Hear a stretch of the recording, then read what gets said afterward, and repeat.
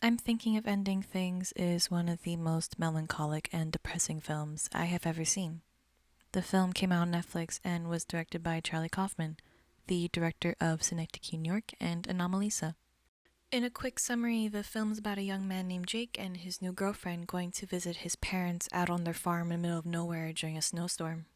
Just from the beginning moments of the film, we can sense that something is very off. We can hear the thoughts of the lead female character thinking of ending things, but she is thinking of ending the relationship. Therefore, the title can represent multiple things. It can represent the female character wanting to end a relationship, and how the janitor, who is Jake but older, wants to end his life. In the film, we can see the old version of Jake as a janitor at school. We see old Jake clean the school and numbing his thoughts of suicide with the life that he wished he had with his ideal woman. We can see that Jake's life is full of regret.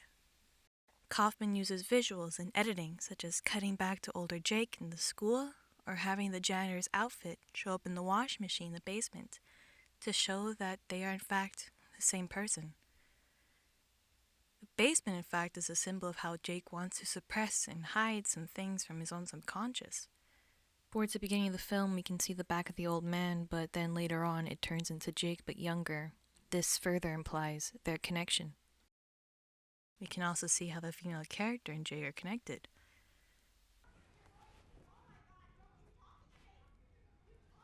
Hey, who is this? You can't tell. No.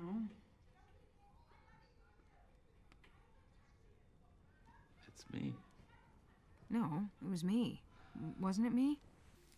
Sometimes in the film, Jake can hear her thoughts and begins to call her out. One way that this happens is when they arrive at the farmhouse for the first time. Now we're both dead. Ta-da! Also, her name keeps changing. Her name goes from Lucy to Lucia to Lucia. This shows how Jake's mind is all over the place and he cannot make up his mind on what kind of woman was suitable enough for him or to show to his parents. Just as her name kept changing, so did her occupations. She goes from a student to a poet to a physicist, then to someone in sociology. Another thing that kept changing is her appearance. She goes from dressing really casually in a red jacket, going to the house with a sweater on and her hair up, but then when we cut back to her later on, she is only wearing the dress that was under the sweater, and now she has a pearl necklace on and her hair is down. This shows how Jake's mind keeps wandering off and trying to recreate his ideal woman. We find out later at the end of the film that Jake never really got her number, and he never had a relationship with her. He never had the confidence to ask her out or for her number. The woman confronts Jake as an older man in the hallway to school, and she begins to say that he was a creep and she just wanted to be left alone. I can't remember what he looks like. Why would I? Nothing happened.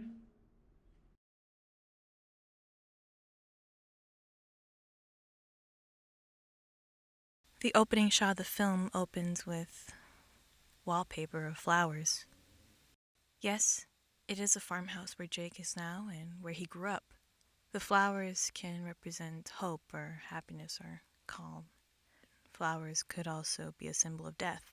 We use flowers at funerals or for graves, represent the constant reminder in Jake's life about death always being prominent in his life, even when he's not actively thinking about it. We can see that Kaufman showed us a shot of a playground at the beginning. The symbolism of the playground can show the loss of youth and how time is the enemy in Jake's life. And having the film being set in winter also symbolizes death. We can also see at the beginning of the film, the female character uses a visor and the mirror is broken. This symbolizes that she is not there and that Jake never really knew what she looked like. He is trying to make his own version of her. She has no real identity outside of Jake's mind. We can see that there is some kind of tension in the farmhouse between Jake and his parents. We can see that Jake never really got along with his father. One way we can see this is through the band-aid on his father's head. The band-aid goes from one side of his head to the other, showing that he does not really remember his dad at all, or what he looked like.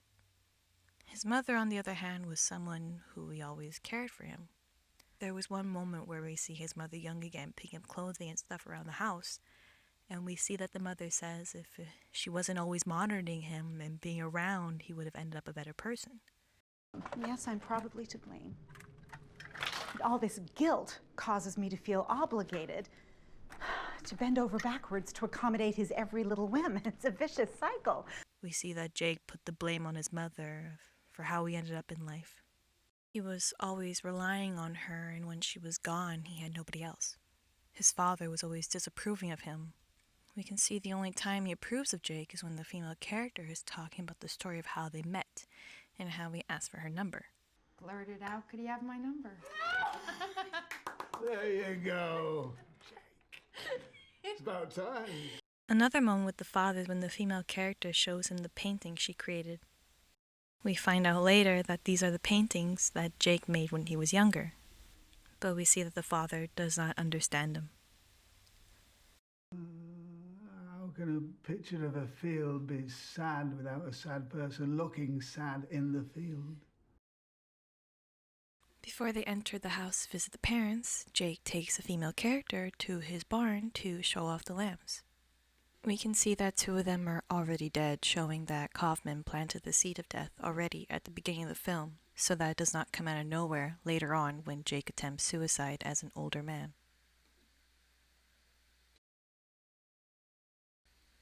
That death is ever prominent in Jake's life. Jake talks about the pigs who were eaten alive by maggots. This can show the thoughts of suicide plaguing his mind and how the maggots are like eating alive at his brain. Though the film is morbid in its ways that it depicts the death of the pigs and the lambs frozen on the ground, it leaves you with this sense of dread and existentialism that the film wanted you to experience. One thing that really worked for this film in terms of mise-en-scène is the aspect ratio. The 3:4 aspect ratio made the film creative, and the black bars were used to show that in a cramped mind, especially like Jake's, he is plagued by dark thoughts and of suicide. We can also see the discussion of films. There was one point where the female character says that films plague the mind and change how people think. It's like the rabies virus, attaching itself to our ganglia, changing us into itself. This can definitely work for this film. People coming off finishing the film felt very stressed and unsettled. Some comments found under the YouTube trailer says that all they felt was stress and that they would stare at the ceiling for hours afterwards watching the film. Also, one thing on the trailer on YouTube, it shows that Netflix was trying to market this film as a horror film. Though the film does have some unsettling scenes that would fit a thriller, this film is not a horror film. This works well with the themes of this film. How our minds try to trick us by implementing thoughts, and the trailer in fact did try to trick people into watching the film thinking it was a horror film when in fact it is not. Give endings. I am so glad Jake has found someone.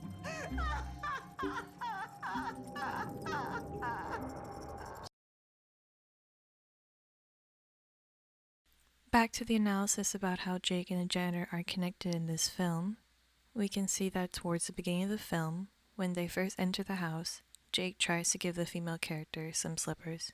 The same slippers come back at the end of the film when Jake, as the janitor, tries to give her the slippers again. Another way that we know that Jake and the janitor are the same person and are connected is through the ice cream shop scene. Just like before, when they arrived at the farmhouse, the female character is talking and Jake stops her by arriving at a location that appeared out of nowhere. Jake. Here. Ta-da! We see 3 young girls behind the counter. These 3 young girls were previously in Jake's life at the school. The 2 blonde characters were seen previously mocking Jake, and they were behind the counter mocking him again. We see that Jake is standing away at the car while the female character is placing the order, showing his fears and how insecure he is. The other girl behind the counter has dark hair and scars on her arms.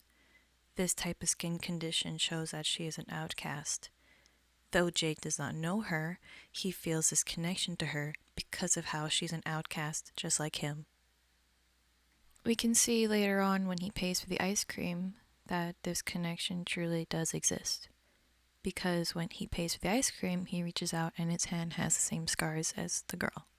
After this scene, we can see Jake and the female character going to the high school to throw out the ice cream. He explains how many classrooms there are, showing that he spends a lot of time at that school, again showing that Jake is in fact the janitor. Then later on, when we see the female character and Jake kissing in the car, Jake feels someone watching them. The person in fact watching him is Jake, but as a janitor, his older self. Jake feels so disgusted by his own thoughts and decides to go after himself in the school. We see that the female character is left alone in the car and thinks of hypothermia as a fast and quick way to die. How long did it take to get hypothermia? When she finally leaves the car, she passes a trash filled with the ice creams. This symbolizes how Jake has replayed this memory multiple times in his mind, but he is never satisfied with the ending. After the janitor is finally able to see the female character, he is finally able to let her go. He knows that he will never have a life with her. She meets up with younger Jake and a dance sequence begins to play out. This dance sequence, in fact, is how Jake wanted his life to be that night he would have asked the female character out. His ideal life, the life he has always yearned for. But again, the fantasy is ruined by older Jake as a janitor coming in, attacking his younger self, and ruining everything. Then once the dancing sequence is over, we see that young Jake is on the floor, and then the janitor comes in to clean it up. After this, we see the janitor packing up for the day and getting into his car. But he stays in his car and comes to grips with hypothermia, just like how the female character said prior. There is this saying that when you are dying of hypothermia, your body heat increases and you feel the need to remove all your clothing. This happens in Jake's truck. He begins to remove his clothing and begins to slowly die. We see that he begins hallucinating a Tulsi Town commercial, and the pig from the beginning, filled with maggots, comes to him and tells him everything will be alright, and Jake follows the pig into the school.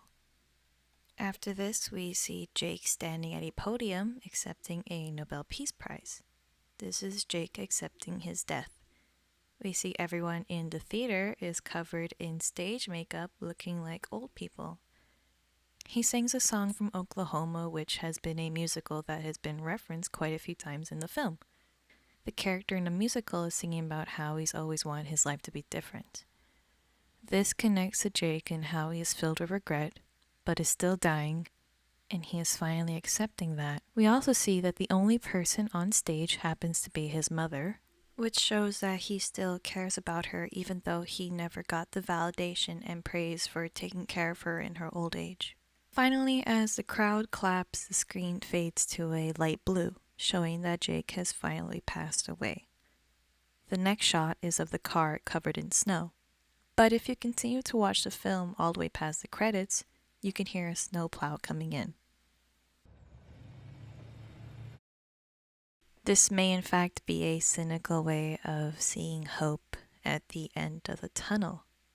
Though the film and the book it was adapted from have quite different endings, Kaufman put his own ending into the film, which suited the film better in a thematic way. Having the film's ending being up to interpretation is all part of Kaufman's plan. The film is morbid with its ideas of the human condition and unhappiness and isolation being the only two things that humans will ever experience in their lives. In the book that the film was adapted from has a very different ending and is much more graphic and is very much like a horror film. Since mostly the film is left up to interpretation, so is the ending. You may decide whether Jake is alive in that van or he is not. This uncomfortable sense that the film leaves you with is exactly what the film was going for in its first place, and it succeeds at what it was doing.